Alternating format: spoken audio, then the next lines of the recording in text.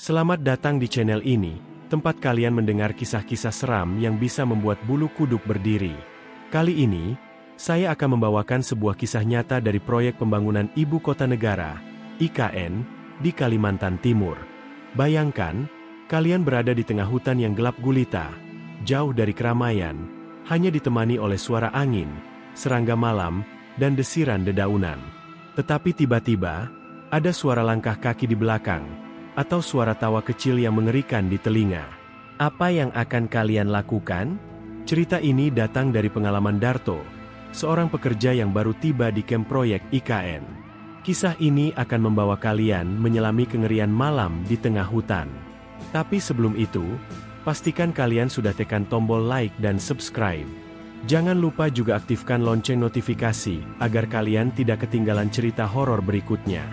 Jam 8 malam, Darto baru tiba di kamp proyek yang terletak di tengah hutan Kalimantan Timur. Kamp tersebut terdiri dari beberapa tenda besar yang berdiri di area terbuka, dikelilingi hutan yang gelap. Udara malam terasa lembab dan dingin, membawa aroma khas hutan yang menenangkan, tapi sekaligus membuat merinding. "Selamat datang, Darto. Ini tenda kamu," ujar Simin, rekan kerja yang bertugas memperkenalkan para pendatang baru. Darto memasuki tenda kecil yang akan menjadi tempat tinggalnya selama beberapa bulan ke depan. Tidak banyak barang yang ia bawa, hanya beberapa pakaian, alat mandi, alat-alat pertukangan, dan buku catatan kecil. Malam pertama terasa biasa saja. Namun, saat jam menunjukkan pukul 1 dini hari, Darto terbangun oleh suara langkah kaki di luar tendanya. Langkah itu terdengar pelan, seperti seseorang berjalan mengitari tendanya. Ia mencoba mengabaikan, tetapi rasa penasaran membuatnya meraih senter dan keluar untuk memeriksa. Ia berjalan dengan langkah hati-hati, namun dengan bulu kuduk yang semakin tegak berdiri, pikirannya penasaran. Namun, ketika ia membuka pintu tenda, tidak ada siapa-siapa. Hanya gelap, dengan suara serangga malam yang menjadi latar belakang. Ia kembali masuk, mencoba meyakinkan dirinya bahwa itu hanyalah suara hewan liar. Tapi rasa takut mulai muncul. Esok harinya, Darto menceritakan pengalaman malam itu kepada Simin. Namun, Simin hanya tertawa kecil. "Ah, itu mungkin suara burung hantu atau hewan lain. Di sini sering seperti itu. Kok? Nanti juga terbiasa," ujar Simin dengan santai.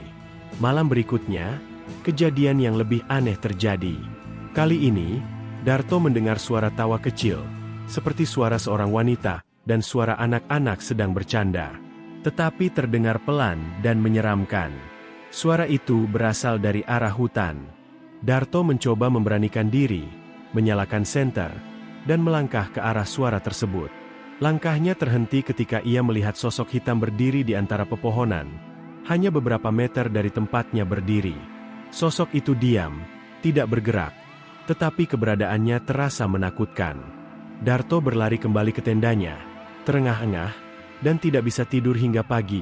Keringat dingin membuat bajunya basah kuyup. Hari berikutnya, Darto berbagi cerita dengan Heru, seorang pekerja senior yang sudah lama tinggal di kamp proyek itu. Berbeda dengan Simin, Heru terlihat serius mendengarkan cerita Darto. "Kamu harus hati-hati," ujar Heru dengan nada berat. "Hutan ini bukan tempat biasa. Banyak cerita tentang orang-orang yang mengalami hal-hal aneh di sini. Beberapa bahkan memilih pulang karena tidak kuat, jadi kamu harus memberanikan diri dan mencoba berdamai dengan keadaan di sini." Heru kemudian bercerita tentang Sari, seorang pekerja perempuan yang meninggal dengan tragis beberapa tahun lalu. Ia ditemukan tewas di tengah hutan, dengan tubuh penuh luka. Penduduk setempat percaya bahwa arwah Sari masih bergentayangan, mencari keadilan atas kematiannya. Mendengar cerita itu, Darto merasa ketakutan, tetapi juga penasaran. Ia mulai bertanya kepada para pekerja lain, tetapi kebanyakan dari mereka enggan membicarakan tentang hutan tersebut, seolah-olah itu adalah tabu dan menakutkan. Suatu malam, Darto memutuskan untuk menyelidiki lebih jauh. Ia mengajak Simin dan Heru, meskipun Simin sebenarnya enggan ikut. Mereka bertiga membawa senter dan berjalan ke arah hutan, tempat Darto melihat sosok hitam malam sebelumnya. Setelah berjalan sekitar 17 menit, Mereka menemukan sesuatu yang aneh, sebuah buku harian tua yang tergeletak di atas tanah, setengah terkubur daun-daun kering. Buku itu terlihat usang, tetapi sebagian isinya masih terbaca. Buku itu ternyata milik Sari. Di dalamnya, ia menulis tentang kehidupannya di proyek, termasuk perasaannya yang tertekan karena diancam oleh seseorang. Catatan terakhirnya mengungkapkan rasa takut yang besar, seolah-olah ia tahu sesuatu yang buruk akan terjadi. Bersama buku itu, mereka juga menemukan sebuah kalung kecil yang tertinggal di dekatnya. Kalung itu tampak berharga, dengan liontin berbentuk bunga. Heru membawa buku dan kalung itu ke salah satu warga setempat yang mereka percayai. Dari sana, mereka mendapatkan informasi tentang seorang mantan supervisor proyek bernama Pak Arman. Konon, Pak Arman memiliki hubungan gelap dengan Sari sebelum wanita itu meninggal. Mereka akhirnya berhasil melacak keberadaan Pak Arman, yang kini tinggal di desa terpencil. Ketika dihadapkan dengan bukti yang mereka temukan, Pak Arman akhirnya mengakui dosa lamanya. Dengan wajah penuh penyesalan, ia bercerita bahwa ia pernah bertengkar hebat dengan Sari di hutan, yang berujung pada kematiannya. Dia hanya ingin keluar dari hubungan ini. "Aku tidak tahu kenapa aku begitu marah malam itu," ujar Pak Arman dengan suara bergetar. Setelah pengakuan tersebut, para pekerja dan penduduk setempat mengadakan doa bersama untuk mendoakan arwah Sari. Malam itu, Darto mengalami sesuatu yang aneh.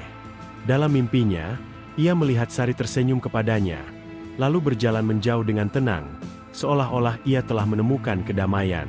Sejak saat itu, suasana di kamp proyek berubah. Tidak ada lagi kejadian aneh, dan para pekerja bisa kembali fokus pada tugas mereka. Darto sendiri merasa lega, tetapi ia tidak pernah melupakan pengalaman tersebut. Ia selalu berdoa untuk Sari setiap kali melewati hutan itu. Itulah cerita horor kita malam ini. Apakah kalian berani berada di posisi Darto? Bagaimana jika kalian mendengar suara tawa kecil di tengah malam, seperti yang ia alami? Tulis pendapat kalian di kolom komentar. Jangan lupa tekan tombol like, subscribe, dan nyalakan lonceng notifikasi agar kalian tidak ketinggalan cerita horor lainnya. Sampai jumpa di cerita berikutnya. Tetap tenang, tetap berani, dan selalu waspada terhadap kegelapan.